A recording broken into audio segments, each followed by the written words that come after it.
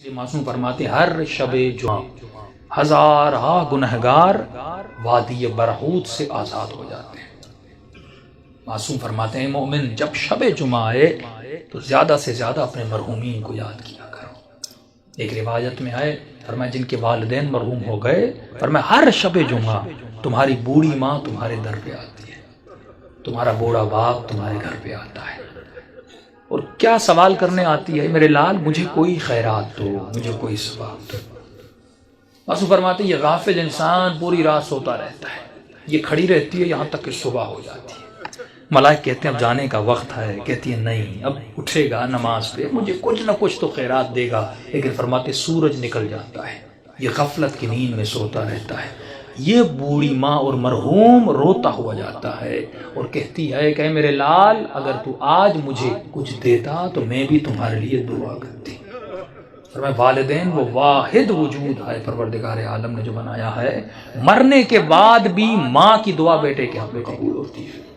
یہاں تک فرمایا اگر پریشان ہو مصیبتوں میں ہو ماں کی قبر پہ چلے جاؤ، باپ کی قبر پہ چلے جاؤ، وہاں اس کے لیے کچھ مانگو اور دعا کرو، خدا اس کے صدقے میں، کیونکہ مرنے کے بعد بھی ماں بیٹے کی تکلیف کو دیکھنا پسند نہیں کرتی۔ تو تصور کرو اس دنیا میں جس کو اللہ نے ماں بنایا وہ ہماری تکلیفوں کو برداشت نہیں کرتی،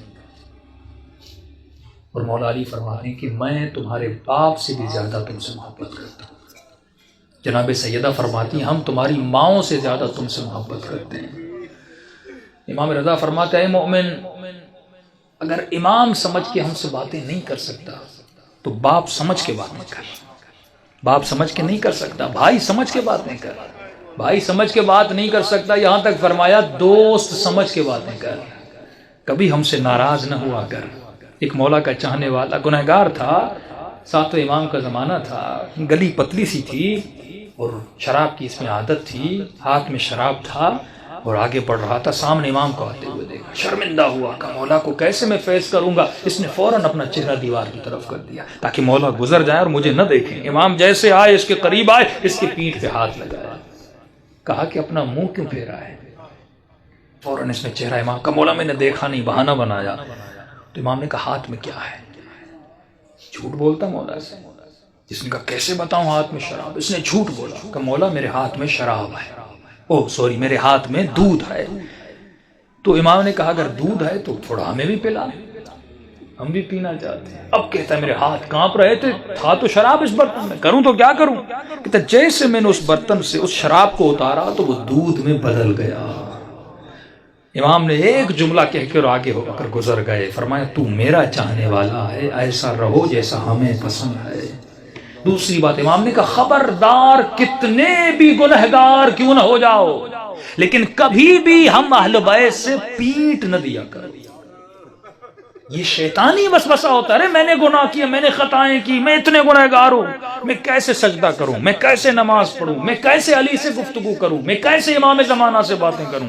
امام فرماتے ہم بیٹھے اس لیے ہیں تاکہ تو ہمارے ساتھ درد دل کرے، اور یہ وسیلہ خدا نے آپ کو دیا۔ امام رضا فرماتے ہیں ہمارے چاہنے والے چھوٹی چھوٹی باتوں کے لیے ہمیں ہماری سیدہ فاطمہ کا واسطہ نہ دیا کرو، کیونکہ ہم ہر مصیبت برداشت کرتے ہیں لیکن اپنی دادی کی مصیبت برداشت ہم سے نہیں ہوتی۔